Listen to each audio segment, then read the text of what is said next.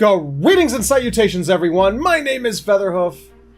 And this is CarnagePanda. And we are back for another anime talk of summer 2018, which, you probably noticed, we were gone last week. I'm not going to point fingers. No point finger pointing at all. That was my fault because a bad person broke into my house and stole my car. And it was bad. Or it's because you were asleep all day. Both of those things happened. So, we are back today. We have 2 weeks worth of anime to talk about. 2 episodes per series. Of course, which means we're ranking we're ranking the series based on both episodes collectively. And meant some got pushed down the list, some got moved up the list, and it was a very interesting week this week. Some things met our expectations, some things took certain concepts that were like sort of ambiguous and made them just put them right in front of our face. So they're no longer ambiguous. And yeah, it was a fairly interesting week. So with that, we're gonna go ahead and start with our ranking. And the worst show of the week goes to Angels of Death, which we have dropped, thankfully. Yes. But the weakest entry this week is Dropkick on My Devil. Which is one hell of a drop after the last episode we did. Yeah, this show has gone from being gut-bustingly funny with skits like the yes and no thing on the top of the mountain. Yes! No! Yes! No! Yes! No! I love that so much. But I kind of feel like these shows like this and Gabriel's Dropout, they kind of remind me of a show that we used to get together and watch like every week when we were playing D&D, which was Invader Zim. Not explain further. We just had a lot of fun watching that, and it was a blast. Okay. I thought you meant the show was... They're both comedies. Yes. At their core. Yes. And, like, Invader Zim did have some social commentary, like about how he hates fast food restaurants. And I don't think this has social commentary. No. There's a lot of fourth wall breaking. Yeah. There's some skits where they're saying, yeah, you're on the poster and this is an anime. And she does her drop. She's like, yeah, Jashin Dropkick, the animation. Yeah. And then, they kind of do some clever product placement. Oh god, I forgot about that. Which you can obviously tell that this is sponsored by Amazon because it's on their platform, and there's basically a commercial for Amazon and Amazon Prime in this week's episode. Selling things that we were like, there's no way they sell them on Amazon, to which I had to look. They do sell them on Amazon. Yeah, so they do sell well, not chakrams though. Not chakrams though. Replicas of actual melee weapons that you can murder your friends with. So long as they are, part snake and can regenerate. That's an important point I might have missed. Yes. So, I mean, for me, the reason I feel it felt weaker this time around. But part of what was gut-bustingly funny about the last, when we dropped Angel of Death and we did like a 4-episode binge, every episode, Jashin-chan had some kind of harebrained scheme to try and kill Urine. Yeah. We watched 2 episodes. Each one had 3 to 5 skits each. Not a single attempt. In fact, she was very subservient. Yeah, it just kind of lost its way. Yeah. I mean, we had to watch 2 episodes, and I was really looking forward to this week because of all the bad things that have happened, and I really wanted to watch a comedy, but yeah. Not to say that there were not funny parts in this, yes. But like when they brought back the was she a police officer? Yeah, the police officer girl who's obsessed with Jashin-chan because of Orochimaru, and she wants her. It was a funny bit, but it wasn't like crazy and over the top like her first introduction was. It felt tamer. It's weird. It's like the whole show feels tamer. Yeah, that introduction of her was just hilarious. If I can't have you, no one can. She tries to murder her, but then she's, then the 5 o'clock comes, like, I don't work overtime. Yeah, the second outing is just meh. Yeah. And it's like they reintroduce a lot of characters, like the ice demons come back, and it's just sort of meh, but they do introduce a new character, that new angel character. That was kind of funny, but it wasn't like, it almost felt like it was getting serious. It's like there was a serious subplot. She doesn't want Petroka, whatever her name is. She doesn't want the angel to come back because as long as she's missing, now she's a head angel, so she's going to keep trying to kill her so she won't come back to heaven. And it almost felt too serious while trying to be funny. Yeah, and I guess you can tell that we're still really good at names. Yeah. Hopefully... Oh, no. When I first saw this new chick's name, it went by so fast I thought it said popcorn. So yeah. It was like Poporolo or some shit like that. It was weird. Popcorn is close enough in my book. Yeah. So, yeah, like I said, Dropkick went from 1 to 5, just like, boom, real fast. Again, not to say it was bad. It just was not as strong as the other animes we watched this week, and it wasn't as good as its 4 previous episodes. I mean, I hope they pick this back up next week because, thankfully we dropped Angels of Death, which, there's kind of a skit in Dropkick this week where Jashin goes and demolishes the Angels' cardboard box house and then vomits all over it. That's kind of how I feel about Angels of Death. So, this show is not as bad as that. No. So with that, we're going to go ahead and move on. And number 4 on our list this week is Cells at Work, which I really liked this week. Yeah, there was a plot line going on in this. Well, I kind of found it funny because they had one episode. The first episode we watched was it was almost like 2 little vignettes. But then the second one ends in a to be continued and then goes into the next episode, so it was like a 1.5 episode story arc. The first one being, it's just like Red Blood Cell and White Blood Cell 1146 are just fated to meet throughout time. Very fated. Because it shows Red Blood Cell, she's reminiscing to when she was Earthocyte or whatever it was called, a young cell that wasn't quite a red blood cell yet. She's a kid. Yeah. And at the craziest school ever. Oh yeah, this school, the instructors are the macrophage in a white blood cell, and I guess the instruction is to give these children, these young impressionable red blood cells, PTSD. Yes, because, well, first it's kind of cute, it shows how red blood cell has never had a sense of direction. Never. And so they're like, okay, children, I brought in a special guest today, White Blood Cell, and he's gonna pretend to be an evil germ thing, and so that because you need to learn a special lesson that all blood cells need to know: how to run.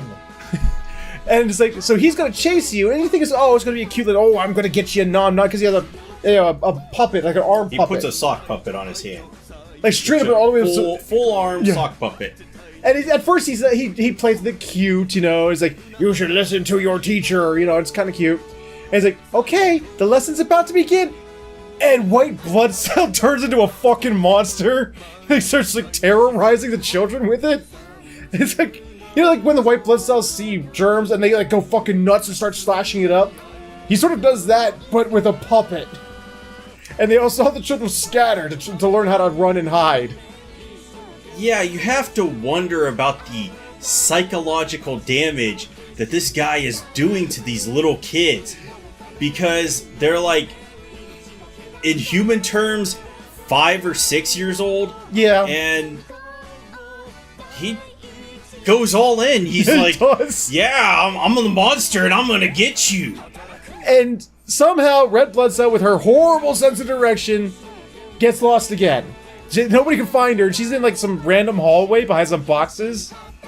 I don't even understand how she got lost. I don't either. But she meets a germ, like a full real germ. And it's some kind of weird sociopath BDSM germ that like loves to like by his own admission loves to torture and beat on children. I don't know. I have nothing. And suddenly, child version of White Blood Cell comes in to save the day with a rubber knife. And proceeds to get seriously beat down. Well, he had heart, you know. He was going to murder this thing, which brings me to my next point. Yes. What's the word? I can't think of it. Describe it then. The rhetoric, okay? The rhetoric of this show, okay, and the way that they're talking about things is they're not saying let's go kill something, right, or let's stop something, right. They're saying let's murder them. They specifically use the word murder. Yes. These guys, at least in the translation, are very pro-murder. And speaking of pros, one of the things we noticed this week, I'm wondering if the people who translate the show watch this, because it seems that they're starting to let up on the thing we've been complaining about for the past couple of episodes, the giant walls of text with the subtitles. Well, at least in the first episode, yes, you know, they got rid of it. But well, the second, it only happened once in the second episode. There's kind of some really fuck you moments if they were watching this, because like there's just parts where the text just is not on the screen long enough at all. That is true. Like, I can read pretty fast, and I'm pretty sure Featherhoof can read pretty fast, but like the text was on there for like maybe a tenth of a second. And it's just this wall of text, which you would have to pause to read it. Yes. So the first half of the first episode was a cute little thing. It was nice. Obviously, they got saved, and I love Red Blood Cell. I was like, could it really have been him? It could have been that White Blood Cell, 1146? Nah, that's too much of a coincidence. Which we all know that it's alluding to. It's definitely Since this is a written story in some kind of medium, anime, yes, it is him. So then it sort of like shifts. We're back in present time. They're all adults again, and there's a cell being chased and by this evil mutated cell thing, and we're introduced to, what was it, NK? Yeah, the natural killer T-cell, I think. I think she's a T-cell, but I think it's a natural killer cell or something like that. But I don't know if I said T-cell. But it is an immune cell. Yeah. I'm just going to go with murderer cell. Because because a killer T-cell is there, along with 1146. And do they kill it, or was it... Yeah, they kill it.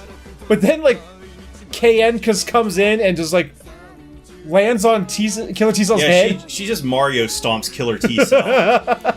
And I just wanted to make this comment about her, because she is incredibly ripped. I'm talking like Linda Hamilton from Terminator 2 ripped. Absolutely. Like, you're talking like, an athletic build. I mean, she is... Yeah. She is rocking that build. And the three of them go with the one cell who was being chased. He's like, where did the cell come from? Like, over here. They go over there after fucking T-cell and killer T-cell and natural killer cell have a fight for no reason. Yeah, the autoimmune disease that you were hinting at, which I'm not sure that they were going for, but well, what? I was making a joke, and because like you got two immune cells going at each other. Mm-hmm. It's like, oh look, autoimmune disease. So it's some fun slapstick between natural killer and killer T cell, but then it gets serious. It gets real serious, where they're in this abandoned apartment complex. Killer T cell and 1146 go that way. Natural killer NK and the cell go over that way. And after they considerable distance, NK turns to the cell and is like, okay, can we stop playing the game now? Could you reveal yourself to me already? And he's like, oh, you saw through my disguise. I'm Cancer, yeah! Yeah, so this is going to be some criticism. I'm going to lump on this because you were saying that this felt like an end of season arc. It kind of did. I think, because they were doing some plotting here into some actual story. Yeah. And I think they needed more episodes for this. It did. It felt very rushed. It was very just sudden. It's like, because it was episode 6 or 7, wasn't it? Whatever. So, in that arc, you could see it as a mid-season finale. Yeah, they resolve it in like 1.5 episodes. They do, yeah. And so they really do build up this Cancer cell as something that the audience should empathize with. Oh yeah, they go into a whole backstory where it shows the Cancer cell as a child, and it's like, I just want to live, and then growing up to want revenge against the normal cells who just want wouldn't let him live his life and cause cancer. And it's like, how dare you not let me cause cancer?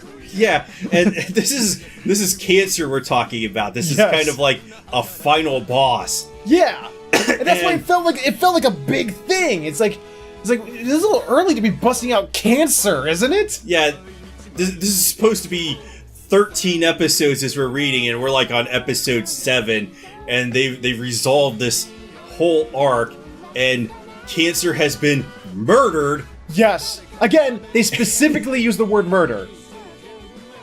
And so, yeah, as to why they're talking about how, well, I'm talking about how you should empathize with this Cancer cell is because the killer T cells are actually running around while he's a little child, not even developed, and they're like, there's only 2 more of them left. We gotta find them and murder them.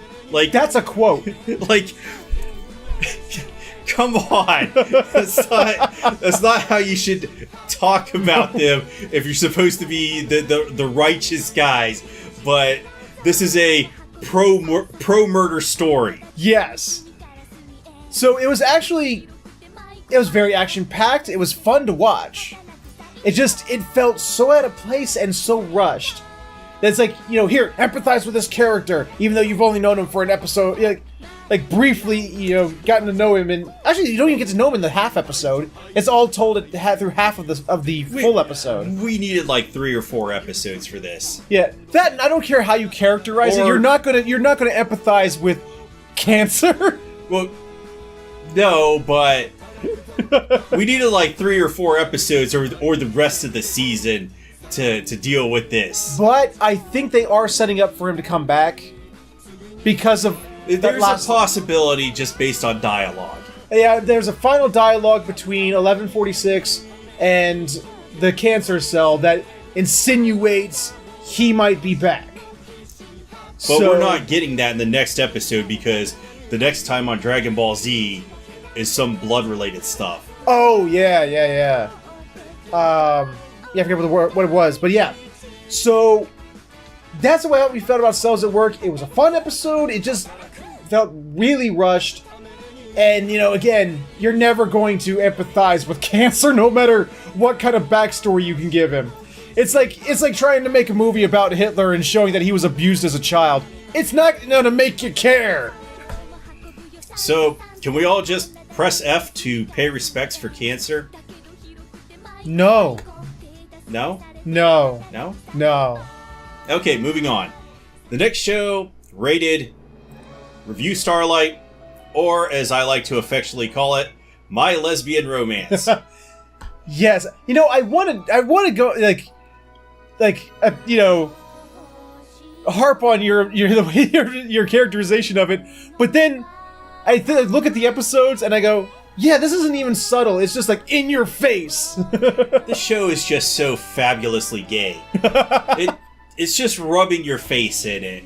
I mean, it's not just fabulously gay. It's like, at least with the first of the 2 episodes, it was almost stalkery, unhealthy levels.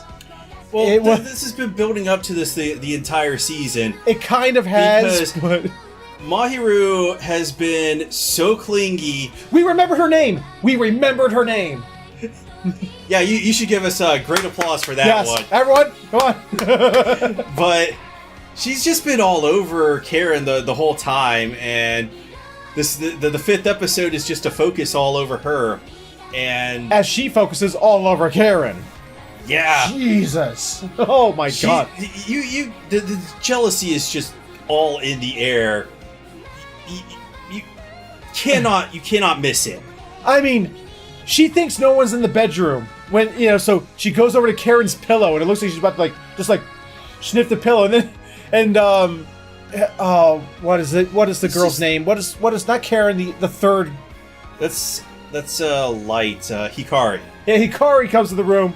He's like, I forgot something. He's like, and she just chucks she has this thing of chucking things away, but like Karen puts her water bottle down that she just drank from, and she's slowly putting it up to her lips because she's thinking no one's around. And then fucking Hikari shows up. I forgot something. She chucks it away. Yeah, so like, the sweat rag, and she's like, she's looking at the glistening Karen sweat on the sweat rag, and goes to start sniffing at it, and Hikari shows up again, and just chucks it away. Yeah, that's what we call coitus interruptus. Yeah.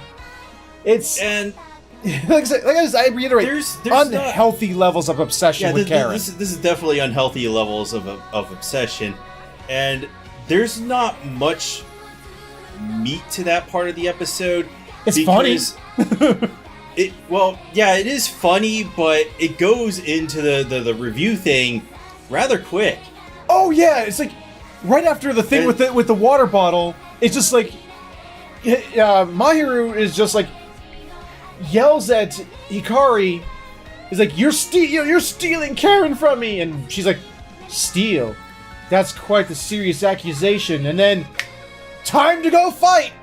And then she doesn't even fight Hikari. Yeah, she fights Karen. She's super jealous, and then she fights Karen. Yeah, it's like it shows Jeffrey, and he's just like jealousy. It's like it goes on this thing about how jealousy is somehow connected to Shine, which we still Shine. What is? But I don't know.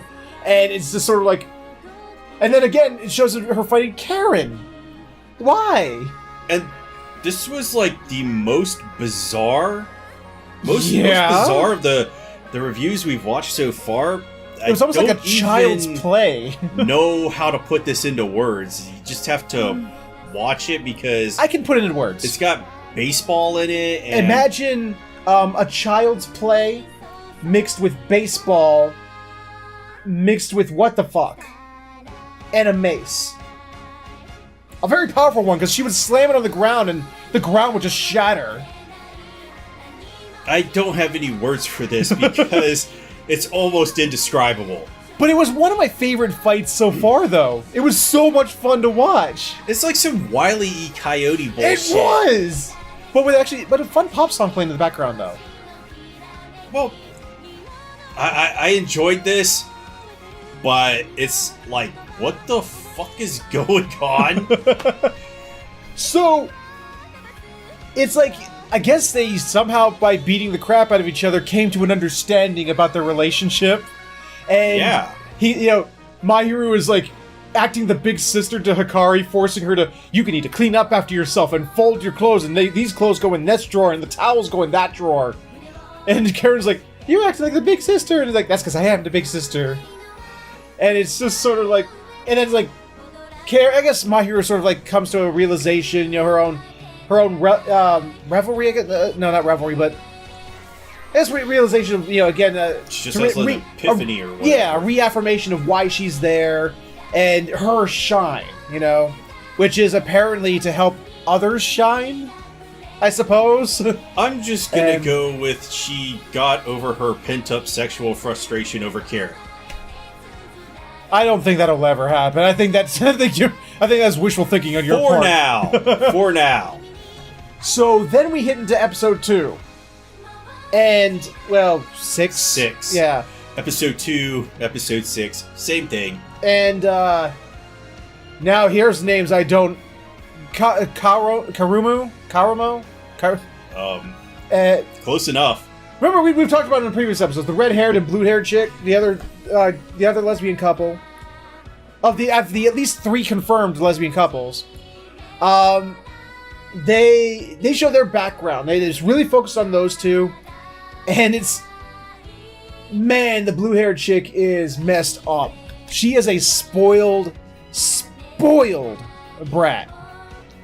Like, she's always threatening to run away, and the red-haired chick always comes in like, come on, we know you're not going to run away. Let's she go. starts off thinking that, I should be the lead for the review, and when we do Starlight, I've got to be the lead, and she's brought down to earth pretty quick. She is. She's not even, not only is she not the lead, she's not even in it. And when she goes to complain, I should be in it because I'm so good, and blah, blah, blah, blah, blah. And they're like, your acting sucks. Yeah, you just get out of here. Yeah, there's no room for you on our play. Bye. And she does the childlike thing, well, I'm just gonna run away, and they'll feel sorry for me. They'll feel so sorry when I'm gone. That whole BS. I'm sorry that she didn't run away. And it sort of establishes the relationship between the red-haired and blue-haired chick. The blue-haired chick always does a thing to get attention, and the red-haired chick is always there to bring her back, giving her that attention. And it's, again, not exactly what one would call a healthy relationship. This is a very... unhealthy relationship. Yeah, I hesitate to say toxic almost, because it almost feels like... No, I think you're right, because the red-haired chick is enabling her constantly, and the blue-haired chick is constantly acting like a goddamn spoiled brat. Yeah, you're exactly right on that. I almost feel that there is no redeeming quality in blue-haired girl. I didn't see one. I honestly didn't. Even when it made her, the focus at the end when she has her epiphany, it's like, I still feel nothing for you. Yeah, because she's just a goddamn attention whore. But their personalities aside, it was actually an interesting look into the characters. It was beautiful character development, and I really liked it. And the fight was, again, a really good one. Because the red-haired chick basically, she was in it to basically, this needs to change. What our relationship is, it's gotta change. And, if I win, it changes. And then the blue-haired chick, still being the selfish bitch she is, well, fine, if I win, then you're leaving the school with me to go back to Kyoto, and it's like, wow. I don't even understand, because blue-haired chick wins, But after she has her little epiphany thing, which I guess somehow changed her character, because it's like... You know what? I just don't even like blue-haired chick. I honestly don't either. It's... Out of all the characters, she seems to be the one that sort of just skates by. And it's even pointed out to her. It's basically put right in her face. And her epiphany is, I shouldn't skate by, I should actually try. Doesn't make you any less of a bitch. Well, hopefully in future episodes, we aren't... Well, after the fight, it did show that all of a sudden, she wasn't sleeping in anymore. She didn't have to be dragged out of bed and dragged to school. She was ready to go even before the red-haired chick. So Well, speaking of that, the girls do not like getting out of bed. That is true. They're pretty disheveled, when they wake up, except for Maya, who, or is it Claudine? It's either Maya or Claudine who just was perfect getting out of bed. Like, what? Well, I think it's probably both of them, because they're both like Maya's the head of the class and Claudine's like right there behind her. That's very true. So it's probably both of them. Yeah, so like I said, both episodes this week, really good episodes. Did a lot of really deep dives into character, into development. It was really good, even if we didn't like a certain character. It was still an interesting deep dive into the character. The fights were really fun, and I have nothing. Honestly, with the exception of hating the blue-haired chick, I really have no real criticisms of the show yet, except for one thing. Well, it's not a real... You don't have to like a character, right? For it to be good. So, what's your criticism? Well, I think our criticism really leads into our question of the week this week. Oh, yeah. Our question of the week is, do you understand? Yeah. Do you understand? Because, leave it in the comments below, because I think we're having a hard time understanding. Jeffrey understands. Jeffrey understands everything. Even in his words, when these fights start to get a little too personal. Yeah, these fights are getting very personal, so he understands that too. These fights are getting really personal. I understand. What the? I was quoting verbatim there. So, question of the week. Do you understand? And coming in at number 2 for us this week is Hanebado. And I gotta say, I was kind of skeptical when we started it, when we decided it was going to be part of our rotation. I'm really getting into this show. I never thought I'd be into anything about badminton. But then again, I still don't understand. These chicks love badminton in a way that I never loved anything in my life. But, that's what they're obsessed going for them, man. If they don't have badminton, there's nothing in their lives. No. So suddenly, after the training camp arc of the last episodes, and hinting at Ayano's descent into madness, we just get into a full-blown tournament arc. We're in it. Yeah, we're in the tournament arc now. Yeah, we're in Dragon Ball tournament arc. Yu Yu Hakusho tournament arc, but with badminton. We're in the tournament arc, and Hadoken Guy has been introduced. Yes! We finally want to know Hadoken Guy. He has a new name, by the way. He's no longer Hadoken Guy. He's, what was the name you gave him? Was it Fucked Up Lips Guy? Or something? I don't even remember. I think it was one of the first episodes we watched this week, so it was actually several hours ago, but, yeah, we finally introduced him, and what did he do? Nothing. Nothing. Nothing at all. He didn't punch a shuttlecock. He didn't, Hadoken it back at somebody. He came up with a strategy for one of the opposing players to Rico in the first of the 2 episodes this week. You know what?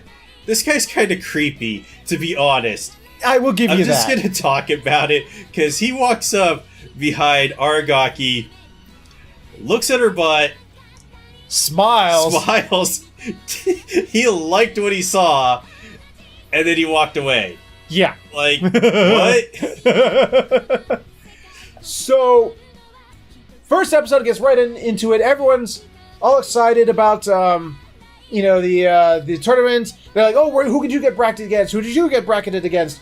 And, for the third years, this is their final chance, their final year. If they don't make it, then, they'll never make it because it's final year of school.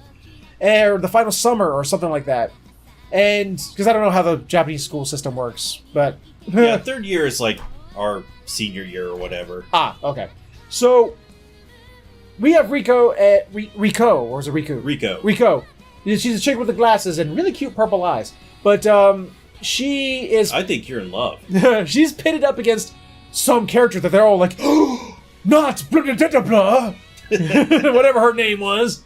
And because they're all like, oh shit, she got to like the semifinals last time, and you got to fight her in in the first round. I'm sure you'll do okay. Yeah, you can do okay. Until Yano, she's like, oh, who is she? And like, oh, she's blah blah blah. It's like, where did she finish? Oh, she got all the way up to the semifinals. Hey Rico, where did you when did you get knocked out last time? It's like, in the third round. Oh yeah, you're not gonna make it. Bye! And walks out. She just kind of walks out and just mic drops and walks out. It was like that first episode almost where she got kind of skittish and then did that weird walk away. Yeah. I was almost expecting that.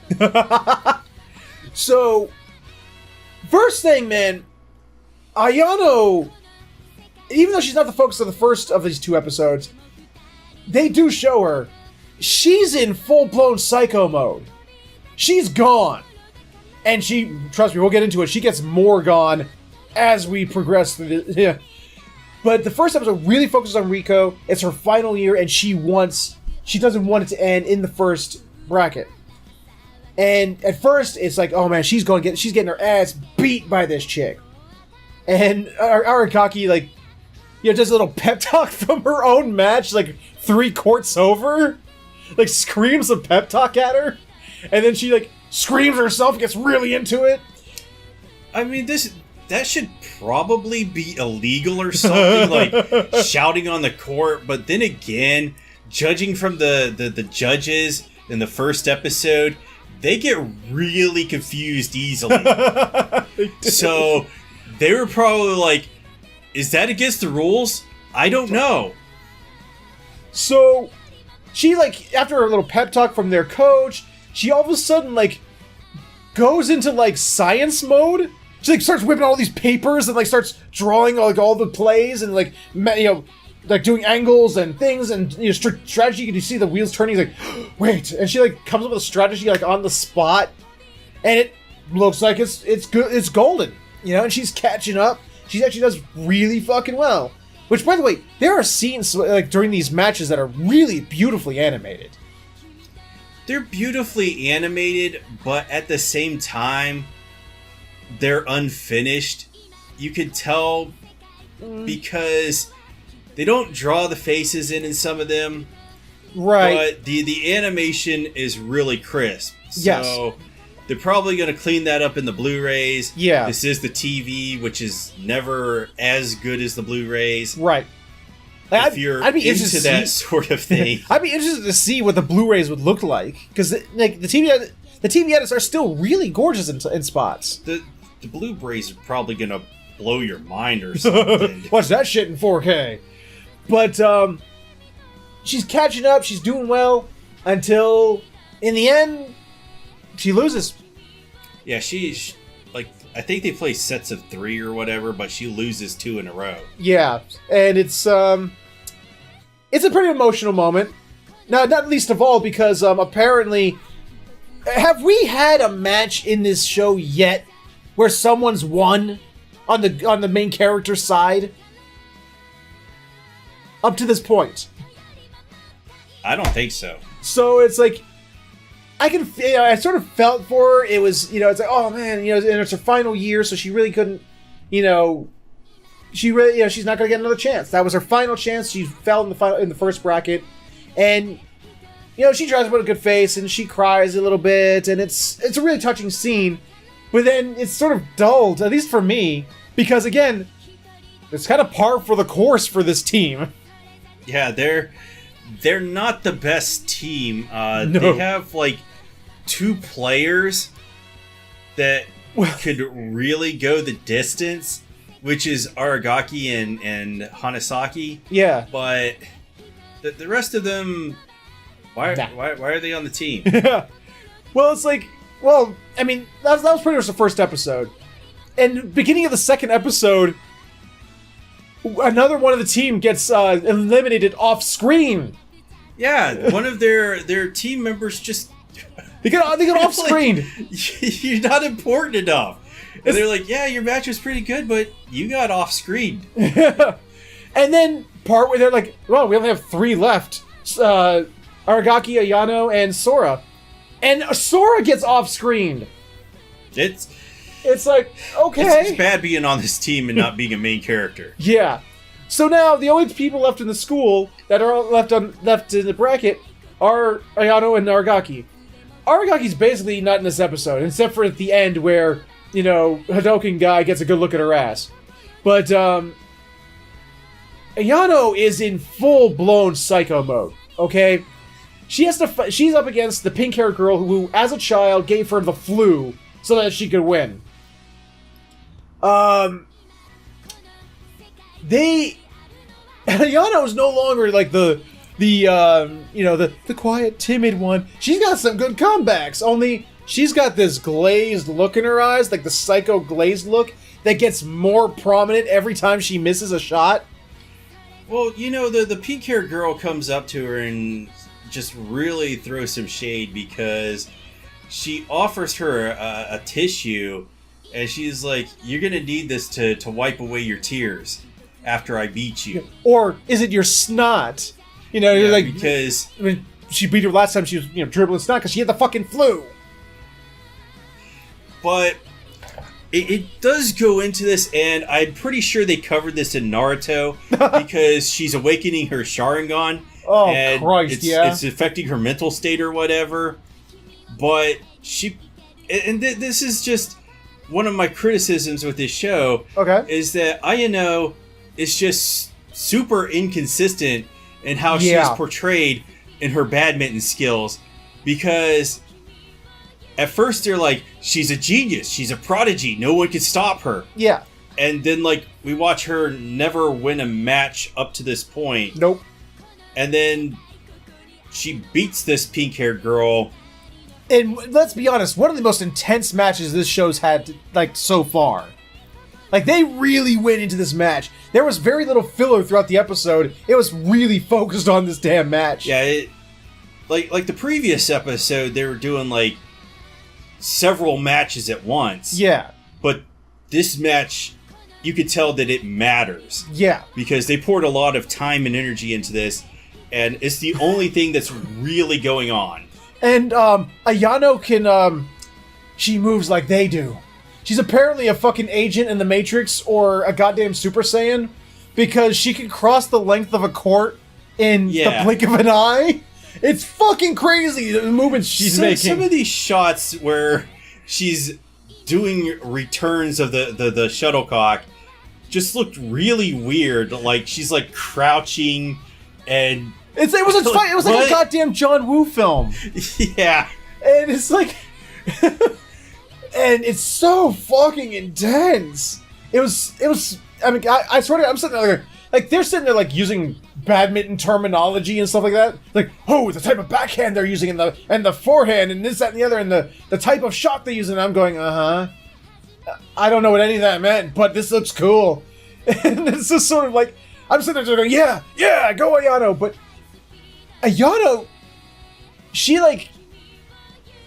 breaks her hair tie and decides to tie her hair like her mom does. And I'm not sure why she does that. I don't know, but she goes into more psychosis when she does. Because she goes even weirder. And she starts throwing shade across the court at her. And it's so weird and out of up to this point, totally out of character for her.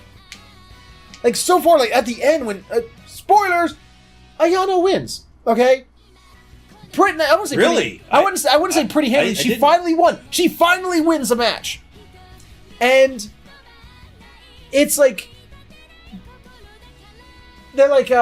she's it's that was a good match, because it was that was 21-16 and 21-18 or something like that. So it was close matches. And Ayano's all it wasn't even a warm up. I was expecting more. And Ayano's friend, who was pushing her into badminton, is whoa, chill the fuck out. There's still the respect for your opponent. She's like, what respect? You're either good enough for this or you're not. It's kind of like that football quote from whatever his name is. I can't remember right now, but he said, winning isn't the only thing, it's everything. Yeah. This is practically what she says, almost verbatim. Yeah. And, she after she beats Pink-Haired Girl, she kind of shines her on by offering the tissue back, and she's like, here, you're going to need this. Yeah. And I want to go back to, the coach on the other side, the creepy Hadoken guy. Yeah. That, because Rico lost to the one girl that he lost to on his team, right? Because he's a coach. Yeah. And he goes up behind Aragaki because, surprise, they're going to be matched up. Right. Because who didn't see that coming? But he walks up to her. She's bent over, stretching over, and he takes a long, hard stare at her ass, smiles, and then walks back to his girl. And he's like, "Yeah, I figured this out. She's done." And I'm like thinking, how did you come up with a plan or strategy from anything that you've done? I don't know. Apparently he's some kind of weird savant like that. I don't know. But, yeah, that was pretty much Hanebado, unless you got any closing thoughts on it. Unless it's something I didn't cover. Oh, wait. Finally, we saw Ayano's mom. Well... And apparently, she doesn't even know what her own daughter looks like. She doesn't know what her daughter looks like. Are you in the blah blah blah school where my Ayano is? It's like, yeah. It's like, do you know where Ayano is? Like, which court she's playing on? And it's sort of like, you can't just look and see? Apparently not. It's pretty well established that Ayano's mom is just a horrible person. Yeah. Yeah, I think that doesn't go, I don't think there's any question about that or any discussion. Because let's go back a couple episodes and see when she left. Okay, Ayano's mom left after Ayano fell ill, was sick, in bed, deathly sick with the flu, after having just lost a badminton match, and she leaves. Now, I have to wonder if Ayano's mom would have been able to play and win matches in a professional against, she's like number one. Okay, yeah. It's established that she's like the best. Right. And I wonder if she would be able to, under the weather, beat an opponent at like number 2 or number 3, which I don't think that she would. No. So she's kind of a very harsh judge. Yeah. That's putting it mildly. So, yeah. So it looks like we're going to see, like I said, Ayano's going down some kind of weird psychotic slope, and Ayano's mom finally shows up. She's badminton Sasuke. Yeah, she is. But does that make Aragaki badminton Naruto? You know what? This is going to be about the power of friendship. Shit! As long as I'm not going to do spoil for Naruto. I'm not going to do that. Never mind. Moving on to our next entry. Next and final entry. Lastly, at number 1 is Banana Fish. No! I didn't see this one coming. No! Really? No, I had no idea. I mean, one of the best animes of the year, let alone the season, is number 1? I don't know if I'd go that far. Too late, already did. Anyway. Why? Because it's Banana Fish. Okay, we're done. So, what episodes did we have today? First episode, they are going to go meet with Ashulinx's father, who promptly, when he shows up at his father's place, his father goes, "Get out of here, you whore." He goes into full dick mode. It's like, wow! Wow! Damn! It's like, hello, no, hello, son, or how have you been, son? It's like, get out of here, whore. It's like, okay. Jesus. Yeah, so this was just a really, at least the first episode we watched today was a really stripped back episode. Not a whole lot happened in it, but it sort of was meant to show a little bit more of Ash and Griff's background, their history, and to establish the name of the creator of Banana Fish. Well, we get that in the next episode. Well, no, they found that out in this. No, you're right. That is next episode. Sorry, my bad. I went too. Ha ha ha. You're right. Yeah, but still, for the rest of it, it's so a little bit more about Ash's backstory, about how even Papadino was not the first person to molestify Ash Lynx. Yeah, and his dad, I guess he really hates gays or something, because I don't know. Ash comes in there, and he's going into a full asshole mode, and all the other guys, like Shorter and Max Lobo, yes, and the two Japanese guys are with him, and he's like, "Are these your fuck buddies?" Yeah, he is hostile from moment one. So they're just there to pick up some things from Griff's house and to just go. That's all they're basically there for. And we get some backstory into Ash's mom and what was it? Ash and Griff have different moms.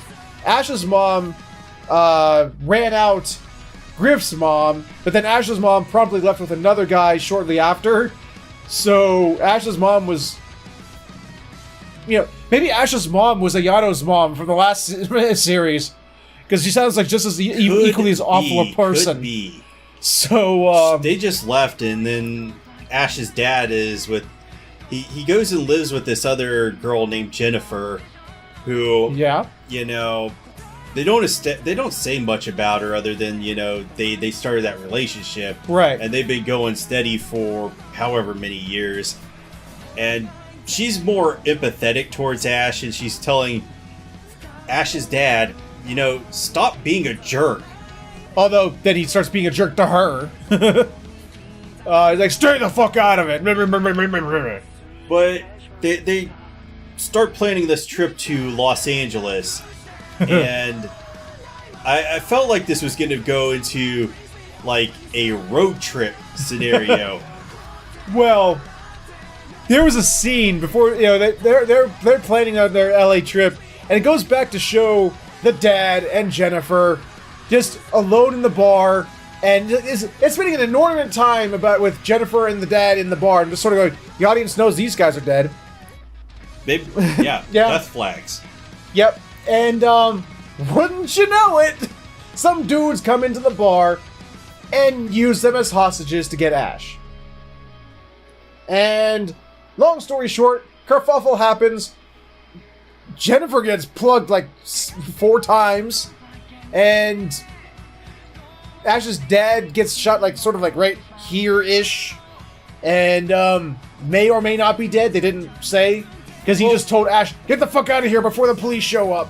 It's kind of ambiguous. I mean, they did set it up to basically foreshadow, yeah, these guys are gonna get killed, but it kind of left it ambiguous as to whether Jennifer died, and because the dad kind of is like, well, I'm going to cover for you because it's really badass that you're going up against a mafia don. Yes, I forgot about that. So put the knife in her hand and give me the gun. Yeah, he wipes Ash's fingerprints off of it, and it's like he's covering for him so he can escape. Yeah, so he's going to make it look like it was some kind of domestic dispute. Burglary. He said it was when his friend came, and he said it was a burglary. Well, I get the feeling that he was going to lie his ass off to the police anyway. Well, yeah. But other than that, and our abbreviated road trip... Oh my god! I mean, you've watched Indiana Jones, I hope. I mean, Indiana Jones has got nothing on these guys. We do have to, however, give shout-outs to Shorter for being the sneakiest guy ever. Yes, oh my god. So, Ash is taking that, like, he's trying to take down both these guys. He disarms the one guy and knocks him down and kills the other guy, but by the time he kills that dude, the first guy's coming up behind him with a knife, and Shorter materializes, hand first, behind the guy, and, like, slits his throat.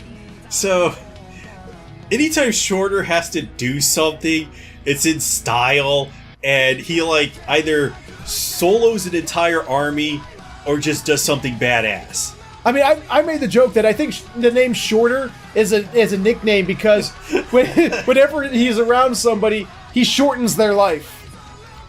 Because, goddamn, I think I honestly believe, I think Shorter has the highest body count in this show so far. He is the star of his own slasher flick, where he is the supernatural evil. Yes. Like Jason Voorhees. So, like I said, it was a one and done episode just to introduce some of Ash's past. So, now they're in Los Angeles. And we got a fun scene with Max Lobo's son and a wife who almost murders him. Well, I'm not even sure if they're still married because... Well, they're separated. The divorce was still in paperwork because, they were still, divvying up the custody rights and all that jazz. Or they were divvying it up, they were suing over custody rights, but... I just want to make a comment about this woman because she is always, like, at home, and it's not necessary, but she is always dressed up in some kind of, like, miniskirt or just this flowing, elegant gown. Like, what? But it was a nice little heartwarming moment, I suppose. But then they're like, they leave to go find the professor who created Banana Fish. They go to his house, and I think that whole thing was staged because I was like, help! And they go see this old lady like around the side of the house. Oh, that part. And the master's being kidnapped. And it's just sort of like, this is being staged. I figured it was being staged from the moment it happened. We actually had a moment there where we couldn't figure out the gender of the person being taken. Cause, yeah, I think they refer to the person as him and her. Yeah, and they did it both. And at first they said, is that... Like, wait, I thought they said young master, but it's a she. But then other people come up and go, oh, he is blah, blah, blah. And so I was like, wait, what? So, I think it's established, though, that it is a dude. Yeah, it's a guy. And he's soft-spoken and Asian, which they're all like, hey, you can't be such and such as, Abraham Dawson's son because you're Asian. He's like, I'm adopted and blah. And okay. Well, you pulled out the I'm adopted thing, so... They did. He did. He said that. Okay, both of you pulled it out. Okay. Anyway, moving on. I'm confused, but okay. So, they're staying in the house with... What was the dude's name again? I don't know because... Like, the pronunciation they gave was different than the subtitles.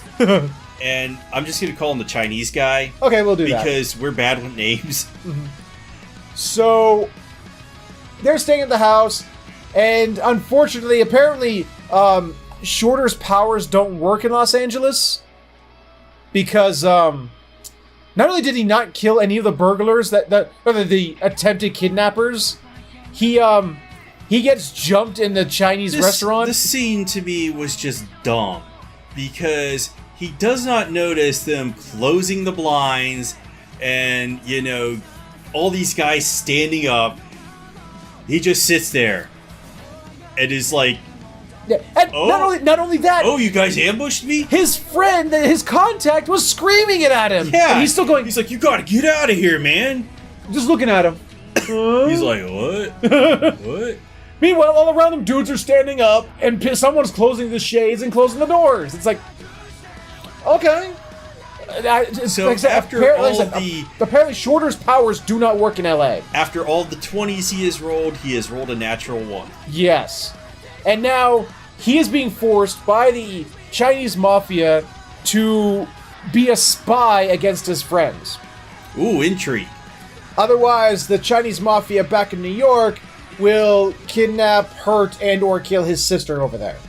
So... Or all of the above. Or, yeah, in some order. And so he has no choice now. And his contact, the person, his superior, the person he's listening to, is the Asian dude who was at the house, the one who's being kidnapped. Turns out he's actually a stealth ninja. Because there's a scene where he walks in with tea for Ash, and Ash comments, I didn't even hear you coming. How did you do that? What kind of skills do you have? I don't know what you mean. Maybe it's just us Asians are brought up to walk quietly.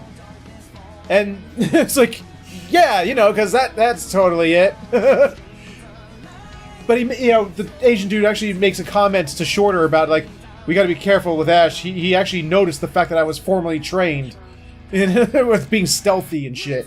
I mean, at the same time, I think Shorter tried to kill him, so I'm not sure how good his ninjutsu is.